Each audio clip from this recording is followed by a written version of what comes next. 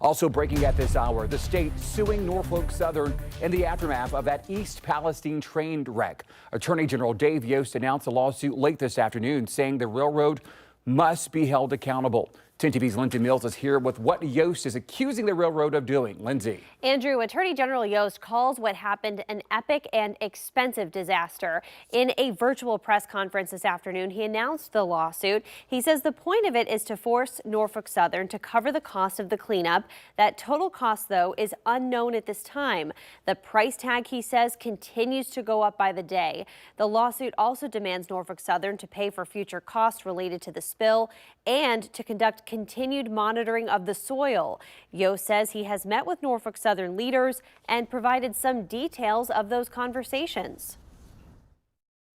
They have expressed privately as well as publicly repeatedly that they want to do the right thing. They threw a few ideas on the table yesterday that I'm very interested in pursuing, including a fund to compensate for long-term losses to real estate values. Now, the lawsuit also claims Norfolk Southern's accident rate increased by 80% over a 10-year span. In a statement to 10 TV, Norfolk Southern confirmed it has met with Yost and says, quote, "We look forward to working toward a final resolution with Attorney General Yost and others as we coordinate with his office, community leaders, and other stakeholders to finalize the details of these programs." The company also said once more today, environmental monitoring continues to show the air and drinking water are safe. Andrew. All right, Lindsay, thanks so much. The AG's lawsuit is in addition to those already filed by people who live there in East Palestine. The EPA previously ordered Norfolk Southern to pay for the cleanup of that wreckage. We've learned today some 6 million gallons of wastewater have now been hauled out. However, that's just a fraction of what's left.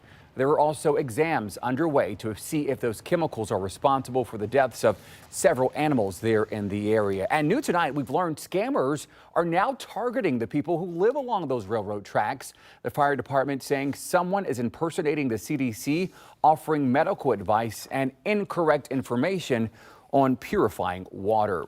Tonight, experts continue to test the air, soil, and water in the area. So far, there have been no reports of toxic chemicals above federal safety limits.